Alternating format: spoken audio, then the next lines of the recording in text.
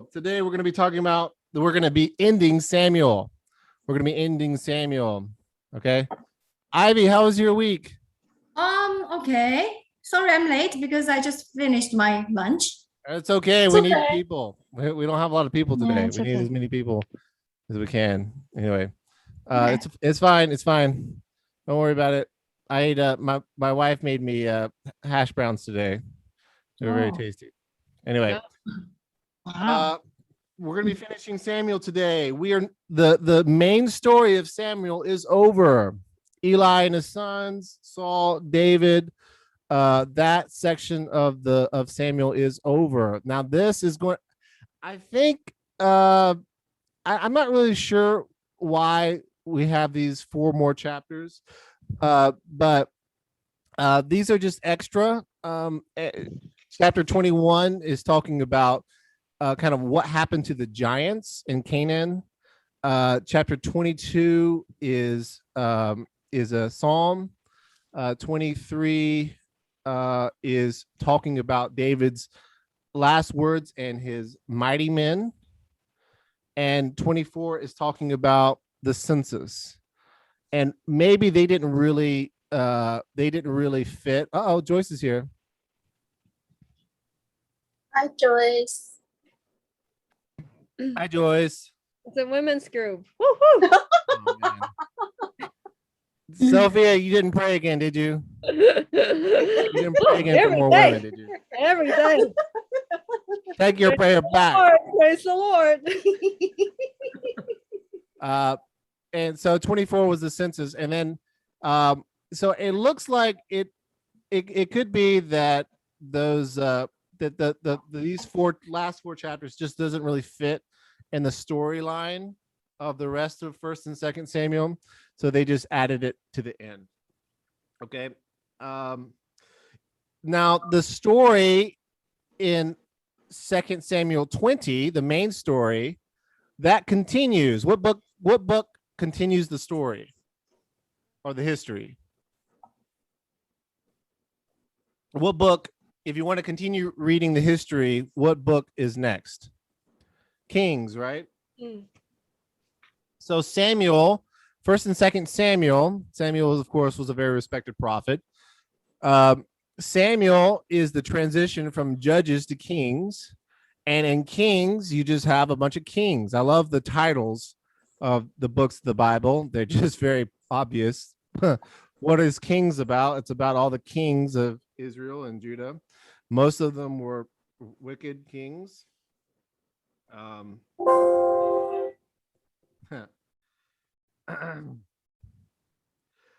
really want to go through Kings. I really want to go through Kings, 1st and 2nd Kings. There's a lot of really good stuff there, but we do have to get to the New Testament at some point. At some point, we do have to go through Gospels, epistles, and that kind of thing. So anyway, so this is going to be about earlier times in David's life. Okay. And so the first chapter, chapter 21, the entire chapter is about giants. So we already read about Goliath. We already read about, when we were in Genesis, the Nephilim, these big people. So chapter 21, the entire chapter is about giants, and specifically about what happened to the giants that were in Canaan. Okay.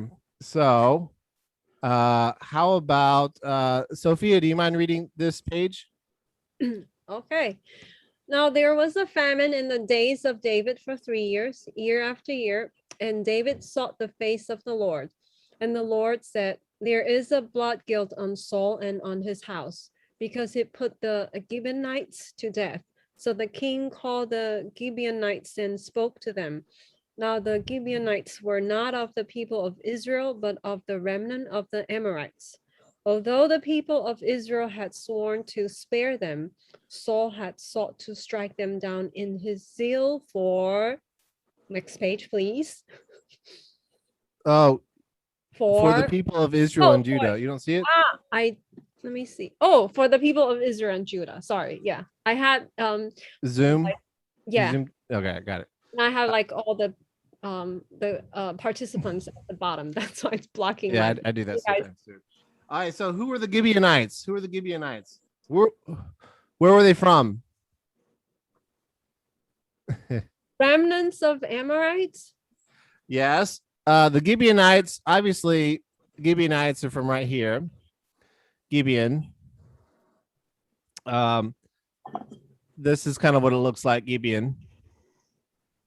All right. So, and yes, Sophia, you're right. They were descendants of the Amorites. Who were the Amorites? Amorites were giants. Mm. And we talked about that. We're not going to go through it as much today. If you want a more thorough discussion about the giants, you might want to go back to when we talked about David and Goliath. But yes, the Amorites were giants, and also the Gibeonites were giants. And in 1 Samuel 7:14, there had been peace between the Amorites and Israel. There had been peace. And in verse 2, Israel had sworn to spare them. Let me ask you, why would Israel swear to spare the Gibeonites? Why? Why would Israel swear to spare the Gibeonites? I don't know if I remember it clearly, but I think Joshua was deceived. Gibeonites deceived Joshua, that they said they were like from afar and they needed Joshua to protect them. I forgot if that's So when Israel was to conquer Canaan, what were they supposed to do with everyone there? kill them. Supposed to kill everyone, right? Yes. The men, the women, the children, everything. Kill Even the everything life. so that they wouldn't Yeah. become, all the laws that are in the Old Testament, all the Mosaic laws, they were there because that's what the Canaanites were doing. When you see all these laws, do not do this, do not commit murder, do not do this, do not do this, do not do these. These are all things the Canaanites just did all the time. Mm. And God said, you're not going to be like the Canaanites, right? And and so, but why would the Gibeonites be spared? Why would Israel swear to spare the Gibeonites and not kill them? Why is that? So I would say now this is not clear, and we can debate about this. I would say that the rabbinic tradition says that there was a conversion. Mm. So why don't we keep going? How about Judy? Do you mind reading this page? And David said to the Gibeonites, "What shall I do for you? And how shall I make atonement that you may bless the heritage of the Lord?" The Gibeonites said to him, "It is not a matter of silver or gold between us and Saul or his house. Neither is it for us to put any man to death in Israel." And he said, "What do you say that I shall do for you?" So you can see here, David is saying that you may bless the heritage of the Lord, the I am. And the Gibeonites are not answering, your God means nothing to me. We have different gods. The Gibeonites are okay with David saying that. How about Patricia? Do you mind reading this page? Yes, I just mute myself. They said to the king, "The man who consumed us and planned to destroy us, so that we should have no place in all the territory of Israel. Let 7 of his sons be given to us, so that we may hang them before the Lord at the Gibeon of Saul, the chosen of the Lord." And the king said, "I will give them." All right, so this is the Gibeonites speaking. So we can hang them before the I am, before Yahweh, right? So the Gibeonites are actually using the word Lord, the I am. Mm. And then they're even calling Saul the chosen of the Lord. Mm. So it seems I think I agree with rabbinic tradition. I think that the Gibeonites became converted. And they said, you know what? We're gonna follow the Lord. Um, Mm.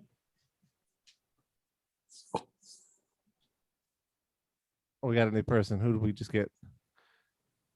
Who did we just get? Zoom. James. Yes. James. Really? Okay, this is James Chung. I'm James Chung. Nice to see you, James John. But where is Thomas today? Thomas is I changed my name to James Chung so there would be no confusion.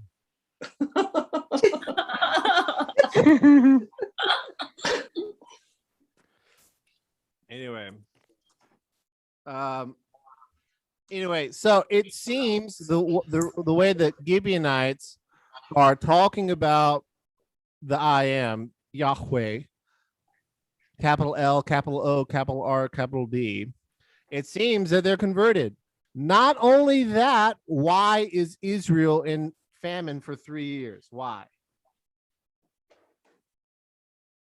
Oh, I found the verse about why they swore to protect them. Another reason I think is in Joshua chapter 9. I think the whole chapter. So, yeah, just sharing.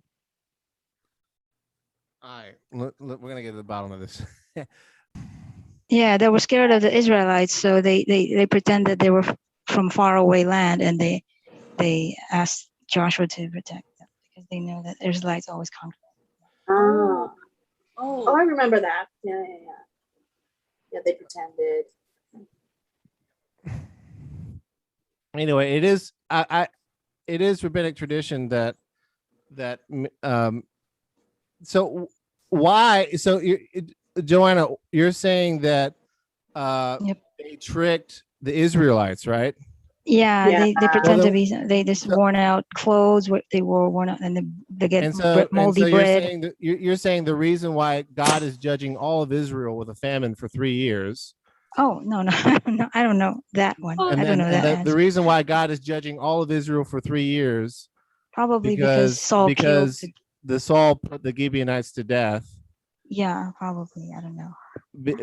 Are you saying God is judging Israel because They broke the oath that they Joshua broke made. their swear?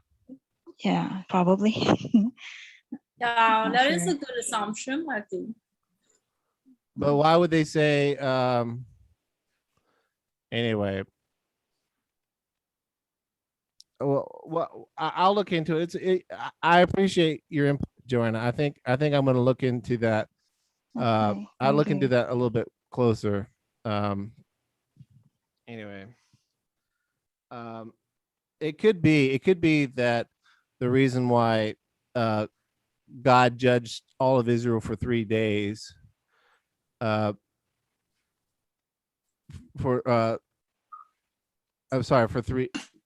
judged all of Israel for 3 years because the Gibeonites Israel swore to protect them, to spare them, and they broke their promise to God. That could be the reason. Probably. I don't know. Maybe just one of them. And so Saul is the one that was killing Saul was the one killing the Gibeonites. Okay. Anyway, so it could be that the Gibeonites were converted people. Like many rabbinic tradition says that they became converted, and that's why God was judging all of Israel, because Saul was killing the Gibeonites who were converted. Or it could be that it was just a swear. But anyway, Saul is the one that is doing what is wrong. David is cleaning after him. So Saul was putting the Gibeonites to death in zeal for the people. So what does David ask? What does David ask the Gibeonites? What does David ask the Gibeonites? What do you want? What do you want? You're mad. You're upset with us. God is listening to you. What do you want? And what do the Gibeonites want? They don't want gold. They don't want people dead in Israel. What do they want? They want 7 people killed. Which people The Israelites. specifically? Found Saul So, family. so, Sons of Saul, right? Sons of sort Saul. of offsprings. Yeah, seven sons of Saul, right? They want them Mhm. hanged at Gibeah. All right, Gibeah is right here. What's important about Gibeah or Gibeah? I'm not really sure. What is important about that? That's Saul's city, right? That's Saul's city. Anyway, and there might be, and so this is sort of like an atonement. I don't want to stretch it too much, but this is a little bit like a Jesus moment. Am I stretching this too much? 7 of Saul's sons are killed for the atonement of Israel. Am I stretching it too much? Is this a gospel reference?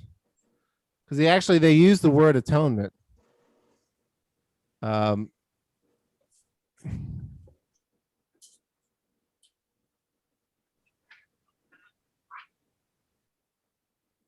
do they use the word atonement?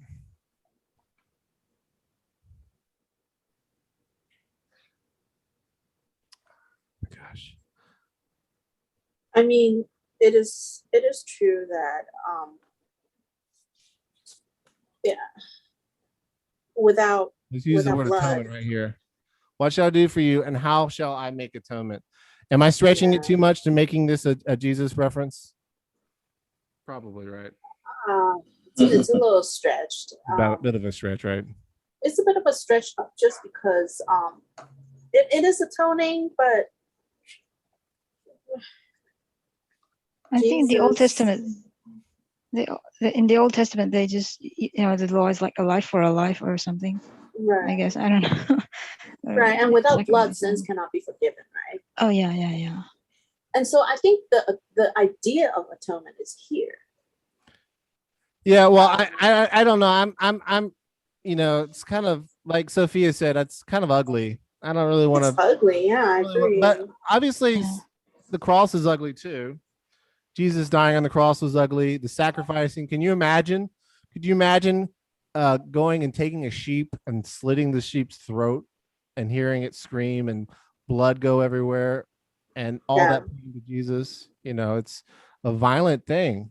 Knife. I don't want someone cut my skin with a knife. It's terrible. But this is what God wants because wants to Jesus, Without blood, sin cannot be taken care of. That's just how it is. Right. Anyway, let's go to Rizpah. This is what Saul's concubine. I think it was 2 children were taken from Rizpah, one of Saul's concubines. How about Joyce? Could you read this page? Then Rebekah, the daughter of Anne, took sackcloth and spread it for herself on the rock from the beginning of the harvest until the rain fell upon them from the heavens. And she did not allow the birds of the air to come upon them by day or the beasts of the field by night. Yeah. So how does Rizpah feel? Sad. Very sad. Sackcloth, spread for herself on the rock, beginning of the harvest until rain fell upon them from the heavens. And she wouldn't allow the birds of the air to come upon them or the beasts at night. Her sons, a mother has great pity for her own son, right? Yeah. And she might just be a concubine, not like a full wife in the eyes of the pagans. But because there was no concubines in Moses' law, his wives. But she really has a lot of pity for them, and so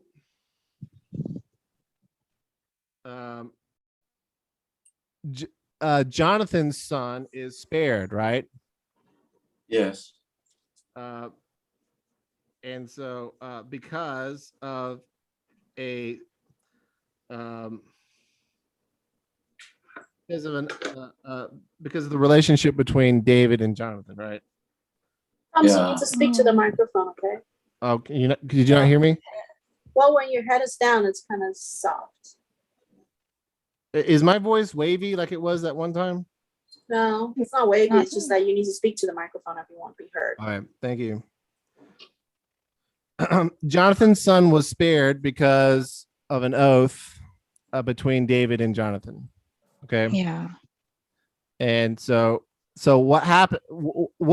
How is this a judgment on Saul? Not only does a lot of Saul's sons die, what happens? Those sons are what? Grandson. Are like heirs, right? Oh. So this is sort of God dwindling, God, I mean, obviously Jonathan is going to be the assumed heir, but he's going to die.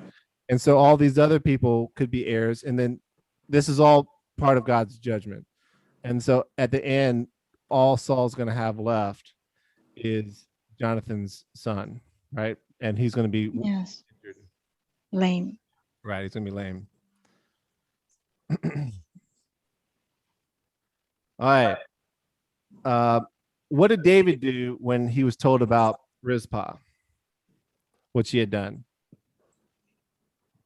What did David do? He took the bones of Saul and Jonathan from the men of Jabesh Gilead, who had stolen them. He brought them and the bones of those who were hanged, the 7 sons, and buried the bones of everyone in the land of Benjamin in Zillah, in the tomb of Kish, his father. Okay. Saul's father, Kish, right? What? Is Kish Saul's father? I don't remember. Could someone help? I'm just reading from the book. Like basically, the bones were buried in the tomb of Saul's father, Kish. Oh, All right. Could someone help? I'm looking at something else. Verse 14. Yeah, verse 14. Mm-hmm. Yes, verse 14. Yeah. Mm-hmm. Yeah. Kish, yes. It's Kish, yeah. Yeah. Mm-hmm. Okay. All right. So how about James? Could you read this? Ivy. Sorry, Ivy's next. Ivy, could you read this page, please? All right. And they buried the bones of Saul and his son Jonathan in the land of Benjamin in Zillah, in the tomb of King Kish, his father. And they did all that the king commanded. And after that, God responded to the plea for the land. And so this is kind of interesting, right? It shows that, an act of faith, an act of goodwill, an act of like a faithfulness to a godliness can change God's judgment, right? Actually, that's how 2 Samuel ends, is David is going to do something and God is going to respond to the plea for the land. It's kind of like a repentance, a turning back to God, and we're going to do things the godly way. So why does the father respond to the plea for the land? Why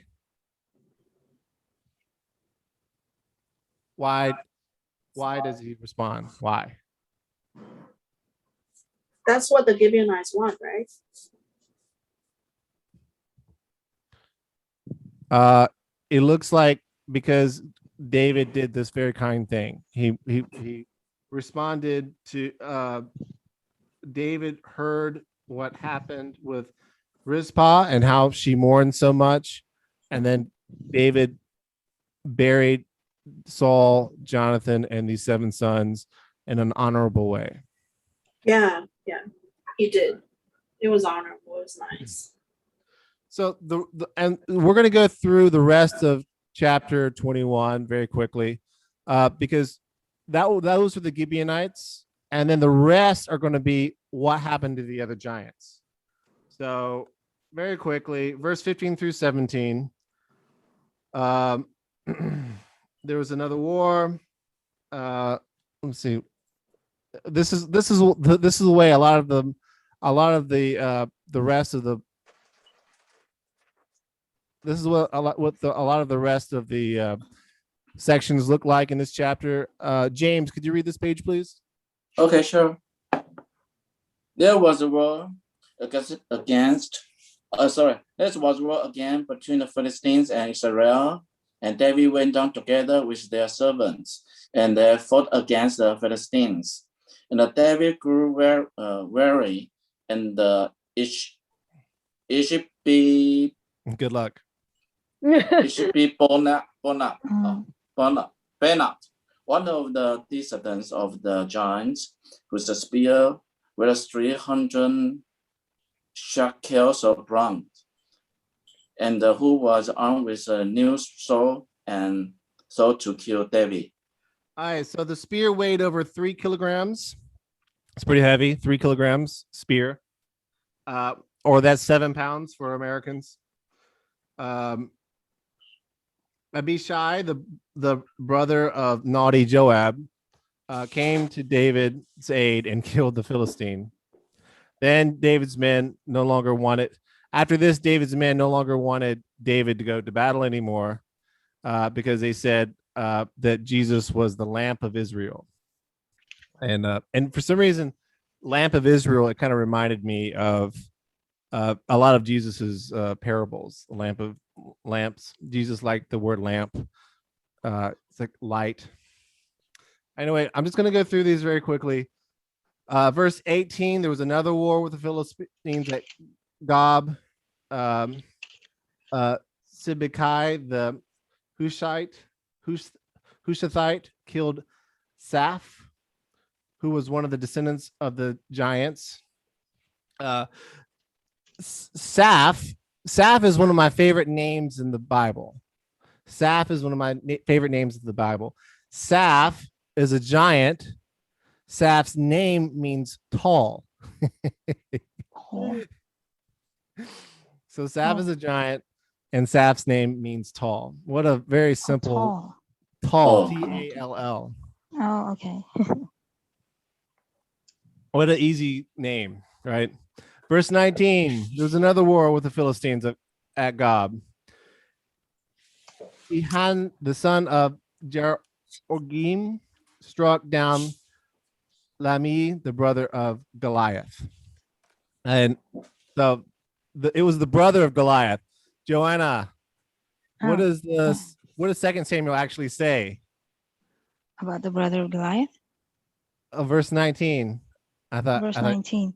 In another battle with the Philistines at God. Never mind. Yeah. Never mind. So the Gittites. Actually, it says Goliath in 2 Samuel, but actually it's the brother of Goliath, and that's what's in Chronicles. Oh, okay. In Chronicles, Joanna, you're so. No. In NIV it says brother of Goliath in NIV. You're so studious with these things. I thought. I haven't read chapter 21 to 24. That's okay. It's okay. Normally you almost know more than me, so I just thought you would already know. Okay, so chapter verse 20, there was another war at Gath. Another man of great stature, 6 fingers on each hand, 6 toes on each foot. He was also descended from the giants. When he taunted Israel, Jonathan, the son of Shimei, David's brother, killed him. And so that ends the section of the giants. Okay, so Goliath was a giant. That's a debate in Christianity. Was Goliath a giant or was he not a giant? Goliath was a giant, and he was not the only giant. And in fact, it's 2 Samuel chapter 21 is an entire chapter devoted to what happened to all the other giants in Canaan. They make it very clear. Anyway, let's go. I want to say something about this chapter. I'm like actually very happy to see. This is after David committed adultery, right? All the consequences already Well, happened. so wait, I don't know. This is this. No, this is not chronological order. This is focused. This entire thing is focused on the giants. So I don't know. Maybe some are before and maybe some are after. I'm not really sure. Oh, I see. Okay. I don't really know. Does anybody else know? Is it before or after? Because I'm like I really love reading. I think it was let me Well, see. the first one about the Gibeonites, Saul was still alive, so that's before.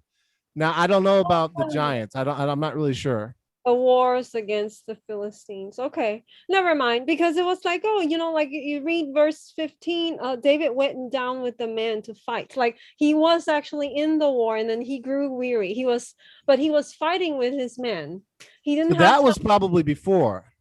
Okay. I'm just thinking. I mean, I'm just guessing. I'm using an educated guess.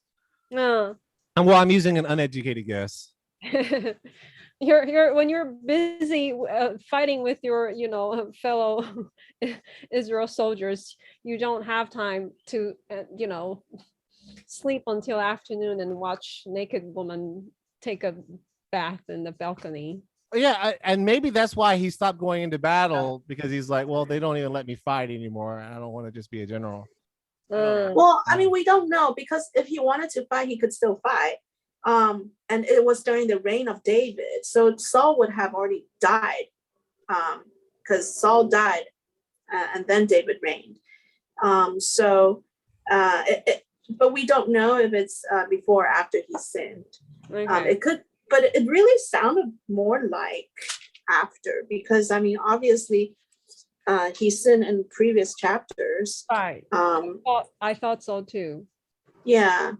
I do think that if he wanted to go to war, even when he's old, he can, because he's a king. He can decide whatever he wants. Anyway, any questions? Any more questions about this chapter? Okay. Sorry, Sophia. What do you want to say about this chapter? I still didn't get your point. I just I've finished. I'm done. Oh, okay. Okay. So. How about why don't we all read chapter 22? Why don't we all read chapter 22 together? Okay. So it's and David spoke and I'll read the first part. And David spoke to the Lord the words this song on the day when the Lord delivered him from the hand of all his enemies and from the hand of Saul. Okay, we're all going to read this together. Ready? He said, The the Lord is my rock fortress and my fortress and my deliverer, my God, my rock, in whom I take refuge, my shield, and the horn of my shield salvation, and the horn of my my salvation, stronghold and my refuge, my Savior, save me from violence. Save me from violence. Any questions about this page? The only thing that was kind of strange for me is, Claire's coming. Hi, Claire. Hi, Claire. Hi, Claire. Hi. Well, she's connecting audio Hello, right Claire. Hi. I think this is a very good prayer for the Afghan believers now. now. Oh, yeah. Hi, Claire. Yeah. All right. Yeah. Yeah. The only thing that was kind of weird for me was horn, and I'm guessing horn is like the horn of an animal is like how he hurts another animal, right? And so it's like God is horn of my salvation. He's aggressively my salvation, right? Anyway. And I also have seen people blow horns to make sound of victory. Yeah. So maybe kind of like announcing the salvation, like like a preaching thing. It could be just like a someone making a loud noise in celebration or something. So it's okay. It could be. But in the army, the horn is to make sound to lead an army to attack enemy. Yeah. To give instructions. Yeah. It's kind of means it stands for the person who is a commander or king. Oh. Good point. Oh yeah, that's true. Okay, let's keep going. Let's keep going. I call upon the Lord, who who is worthy to be praised, and I am saved from my enemies. The waves of death For the waves of death torrents of destruction assailed me. The torrents of destruction assailed me. As for some reason, this reminds me of Job, not Job, Jonah, chapter 2. For some reason, it's very similar. Let's keep going. The cords of Sheol entangled me. The snares of death confronted me. In my distress, I called upon the Lord. To my God I called. From his temple he heard my voice, and my cry came to his ears. Then the earth reeled and rocked. The foundations of the heavens trembled and quaked, because he was angry. Smoke went up from his nostrils, and devouring fire from his mouth. Glowing coals flamed forth from him. He bowed the heavens and came down. Thick darkness was under his feet. He rode on a cherub and flew. He was seen on the wings of the wind. He made darkness around him his canopy, thick clouds and a gathering of water. Out of the brightness before him, coals of fire flamed forth. The Lord thundered from heaven. The Most High uttered his voice, and he sent out arrows and scattered them, lightning and routed them. Then the channels of the sea were seen. The foundations of the world were laid bare. At the rebuke of the Lord, at the blast of the breath of his nostrils, he sent from on high. He took me. He drew me out of many waters. He rescued me from my strong enemies, from those who hated me, those who were too mighty for me. They confronted me in the day of my calamity, but the Lord was my support. He brought me out into a broad place. He rescued me because he delighted in me. The Lord dealt with me according to my righteousness. According to the cleanness of my hands, he rewarded me. For I have kept the ways of the Lord, and have not wickedly departed from my God. For all his rules were before me, and from his statutes I did not turn aside. I was blameless before him, and I kept myself from guilt. And the Lord has rewarded me according to my righteousness, according to my cleanness in his sight. With the merciful, you show yourself merciful. With the blameless man, you show yourself blameless. With the purified, you deal purely. With the crooked, you make yourself sinful. You save a humble people, but your eyes are for you are my lamp, O Lord, and my God lightens my darkness. For by you I can run against the by my God I can leap over a wall. This God, his way is perfect. The word of the Lord proves true. He is a shield for all those who take refuge. He is a shield for all those who take refuge in him. For who is God but the Lord? And who is a rock except our God? This God is my strong refuge and has made my way blameless. He made my feet like the feet of a deer and set me secure on the heights. He trains my hands for war, so that my arms can bend a bow of bronze. You have given me the shield of your salvation, and your gentleness has made me great. You Gave a wide place for my steps under me, and my feet did not slip. under me, and my feet Sorry, man, my did feet not did not slip. sleep. Sorry for cutting you off. I pursued my pursued my enemies and enemies and destroyed them, destroyed them. and did not turn back until Turn they were back until they were consumed. consumed. Consumed them, I thrust them through, so so they that did they not did rise. not They rise. fell under They my fell feet. under my feet. For For you you equipped me with with strength for the battle. for the You made battle. those who rise Made those against me who sink rise under me. against me sink You under made my me. enemies turn their backs to me. My Those enemies who turned hated backs me, to me. and I destroyed them. Those who hated me. He handed me, and I destroyed him. And I destroyed them. They They looked, looked, but but there there was was none to none to save. They save. cried to the They Lord, cried but to the he did Lord, not answer but them. he did I not beat them answer fine them. as the dust of I the beat earth. them I fine as crushed the them dust of the earth. I crushed them and stamped and them stamped them down like like the mire the of the mire streets. of the streets. You delivered me Delivered from me from strife strife with with my my people. people. You kept me You kept me at the head of the head nations. People whom I had not known whom served I had me. not known Foreigners served came me. screaming Foreigners to came me as screaming soon as to they me heard of as me. soon as they heard of They me. obeyed me. They obeyed me. Heard of me. They obeyed me. Foreigners lost heart, Foreigners lost came trembling out came of their trembling fortresses. out of The their Lord lives, and blessed be fortresses. my rock. The Lord lives, Exalted be and my blessed God, be my rock, and the rock of my exalted be my salvation, God, the God who the gave rock me of my vengeance salvation. and brought The down God who gave me peoples under vengeance me, and brought down peoples under me.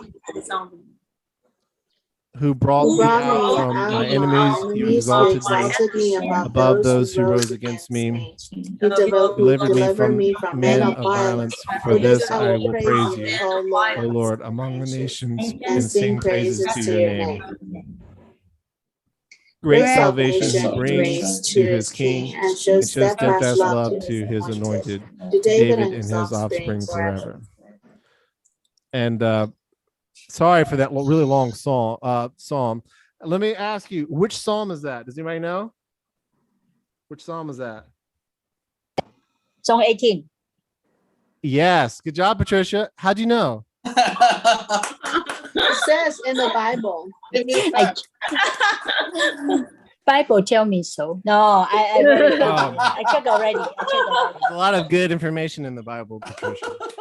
Anyway, yes, that is and what we just read is Psalm 18, right?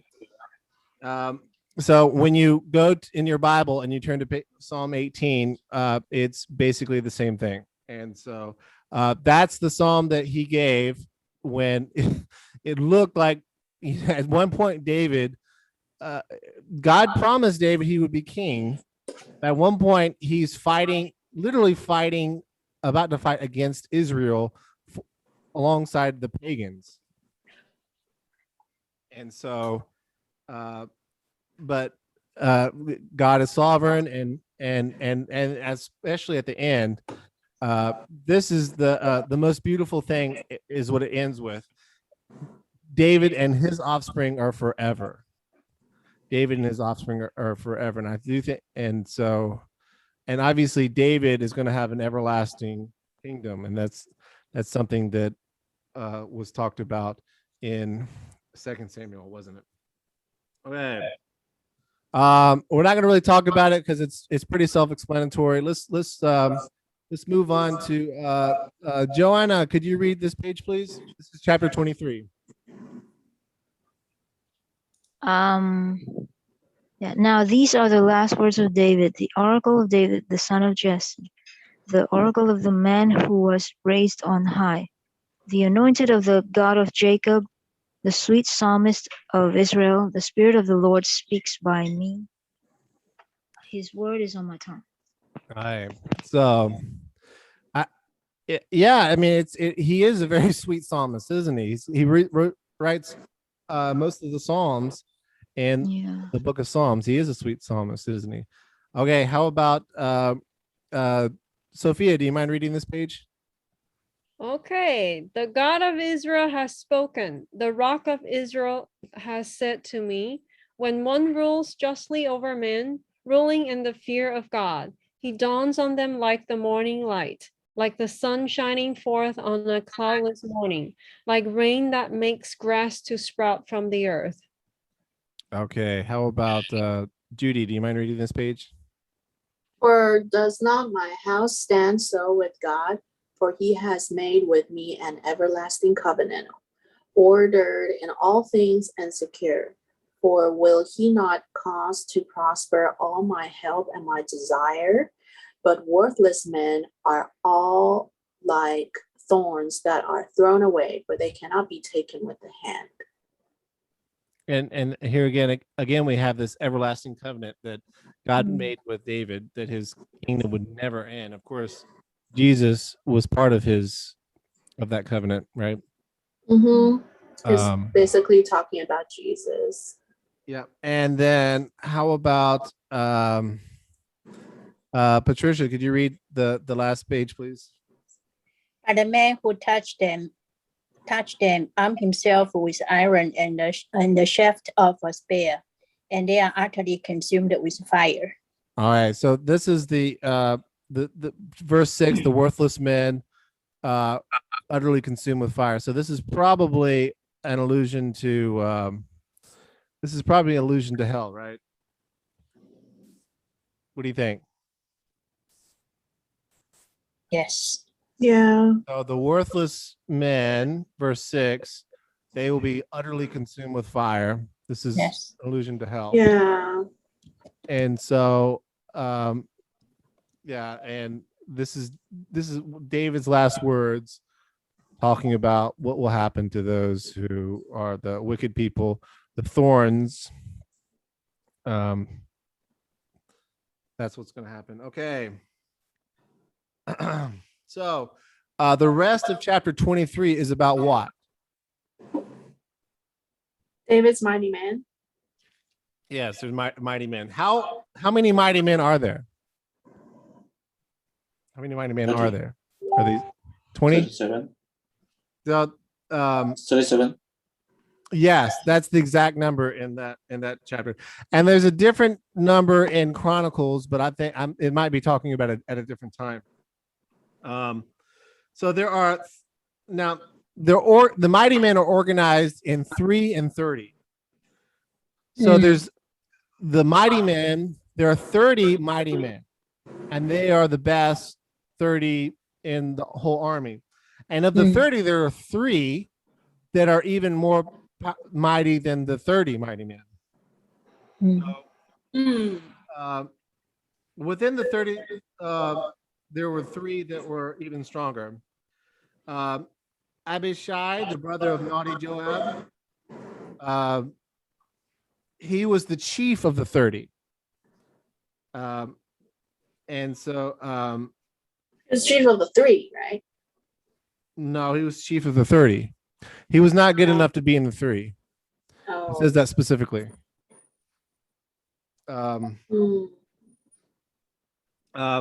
Asahel, the brother of Joab, was also one of the 30. Attai, which we talked about last time, Attai, the foreigner, who seemed to have a conversion and followed David, he was one of the mighty men. And of course, Uriah, the person that David had killed, was one of the mighty men. And those are the only ones I think that we would recognize that were part of the mighty men. Okay.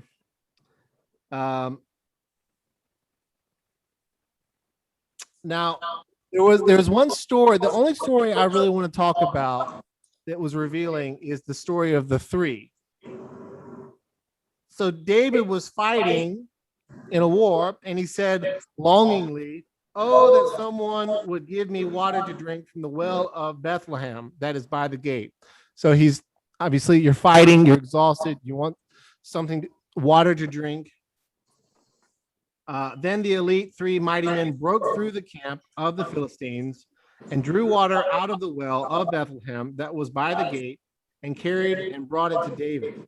All right, so the 3, they're so good. These 3 people were able to fight through the Philistines and go get the water that David wanted. And so once David got the water, what did he do with the water? Who knows? He was afraid to drink it.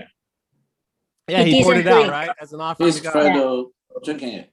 And he said, far be it from God, far be it from me, O Lord, that I should do this. Shall I drink the blood of the men who went at the risk of their own lives?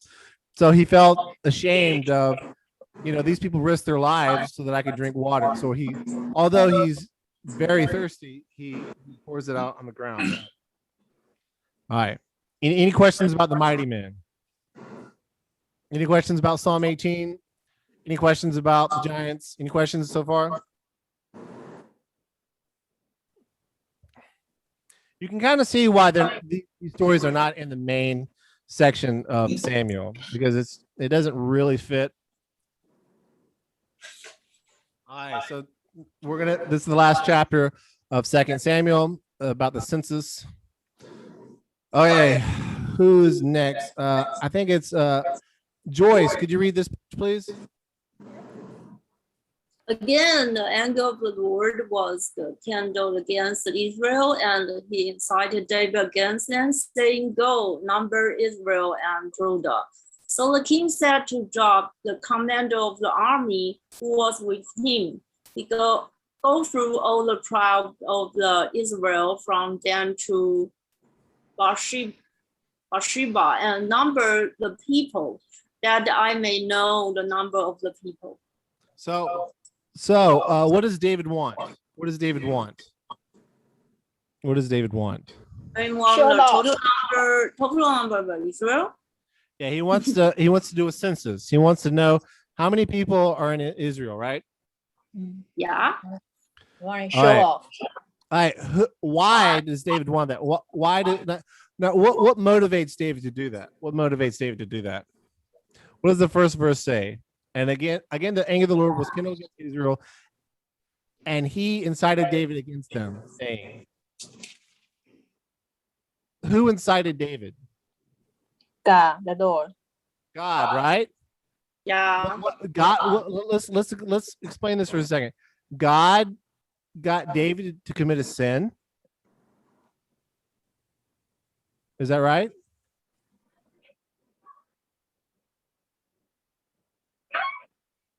What does Chronicles say?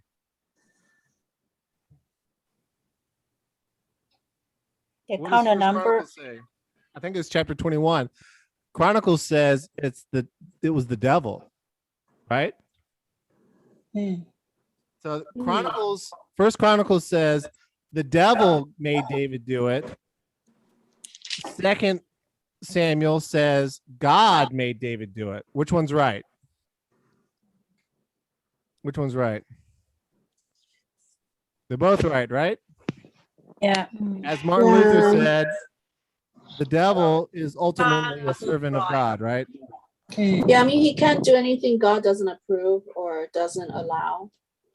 So although the devil hates God, although the devil does everything in his power to undo what God wants all the time, and he wants everyone to obey the devil and not God, ultimately,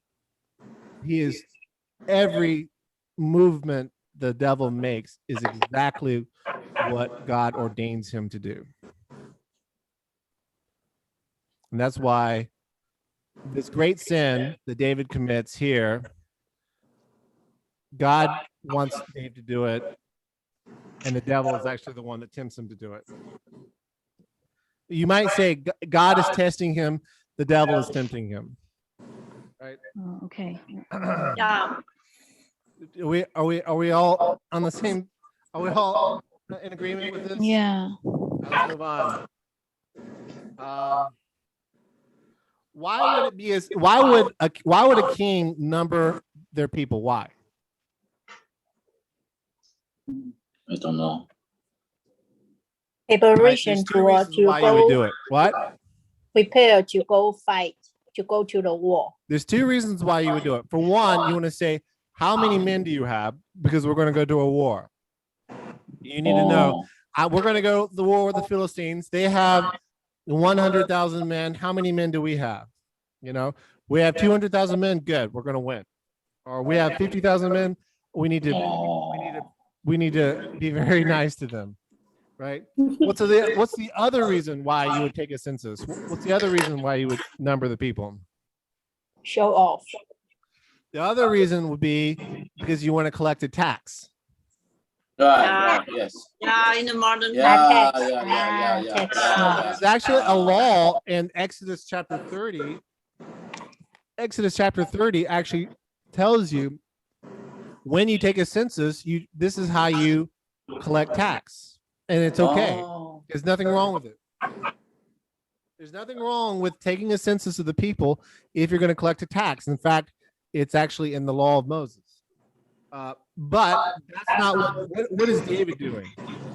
He's counting the people to prepare for war, or just to make sure that he has enough people to fight. Right. He wants to go to war, and now Joab is David's naughty servant, obviously. However, even he sees this as a sin. This is the only time in the whole Bible where Joab, even when David killed Uriah, Joab didn't say anything. But here, Joab is saying, "Whoa, are you sure you want to do this?" It's kind of funny, right? He sees the sin and tells David, "Are you sure you want to do that?" And David says, "Yeah, I want to do it." And so Joab went all over Israel and Judah to count the people. It took them 9 months and 20 days. Israel had 800,000 valiant men who drew the sword, and Judah 500,000 men. And immediately after the census, David's heart had immediate conviction. And he said, "I have sinned greatly in what I have done.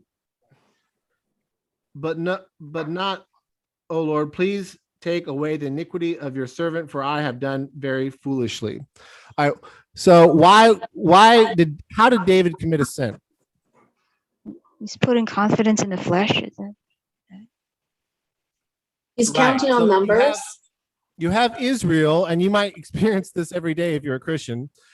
Israel was a little fish in an ocean of giant sharks, right? You had the Assyrians, you had the Babylonians, you had the Romans, you had the Greeks, you had the Philistines, you had an ocean of sharks. Israel was not supposed to rely on its own strength to survive. What was Israel supposed to rely on? God. Jehovah. Right? So, and you're going to see this, especially when you get to Kings. In Kings, a lot of the kings are going to rely on diplomacy with other people, and not on God. They're going to diplomacy, and this is one of the reasons why kings will have lots of concubines, so that this is why nobles in Europe, they all married everyone, so there would be peace, right? Israel depended on their diplomacy and not on God, and so God would ruin their diplomacy, their plans, and conquer them with like the Assyrians or the Babylonians, because they're not relying on God, right? And so this is a lack of faith. This is lack of faith that David, if David's going to go to war, he can just talk to God directly. This is just David trying to do things in his own strength, right? Right. Is that possible? Is David's pride? He just want to know how big country I have. I think it's because of the bad motive from David. It's not the good motivations from count the numbers to know how big country. Maybe I need to go to fight the other country, or to know how to managing the country I think it's all good reasons, but the bad reason is because of pride and a lack of faith. Yeah, it's definitely a lack of faith. Yeah. You know, if God says go to war, you know, when does God ever lie? God never lies. The devil lies. The fruit of the devil lies. God never lies. The fruit of God doesn't lie. You put your faith in God because he doesn't lie. He knows what he's doing. And so when you put your, you know, we are responsible to make God our God and to look to him as our God and not rely on our own strength. God, Israel was this little bitty fish in an ocean of sharks, and the only way they're going to survive is a relationship with God. And that's just like our church, and that's just like you when you're at work. You know, you can't rely on your own strength because your own strength, it's impossible. No, you have to rely on God. And you have to rely on God to move mountains, right?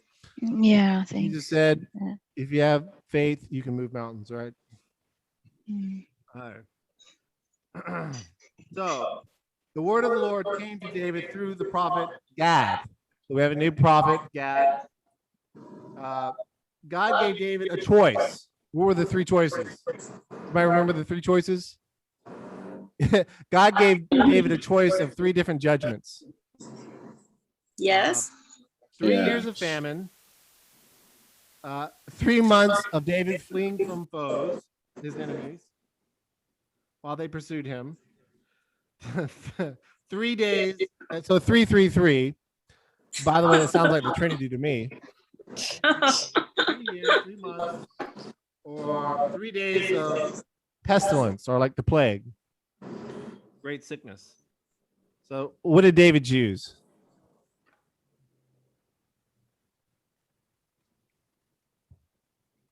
What did David choose?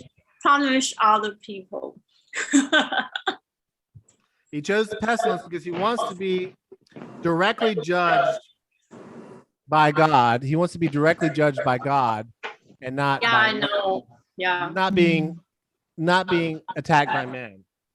So it's just like I think he just kind of he seems to just really think that God's judgment is going to be the best. So he doesn't want God to judge man and then man to judge him and man to hurt him. He wants it to be seems to be want to be judged directly by God. So the plague comes, the pestilence comes, 70,000 men die. The angel of the Lord even stretches out his hand toward Jerusalem to destroy Jerusalem.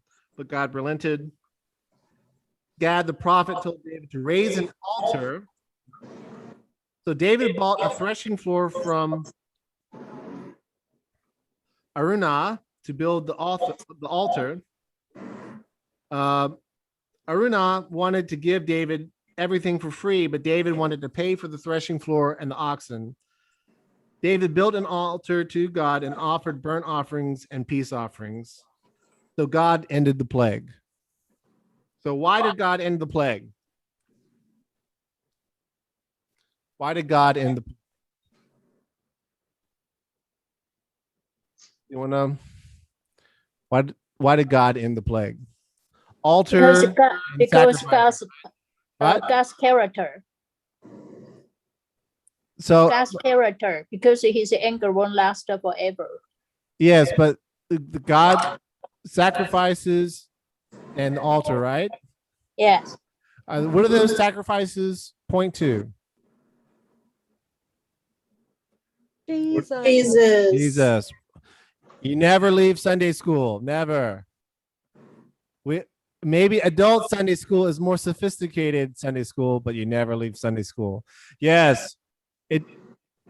Judaism does not make any sense until Jesus dies on the cross. And now, okay, sacrificing animals, they point to Jesus, right?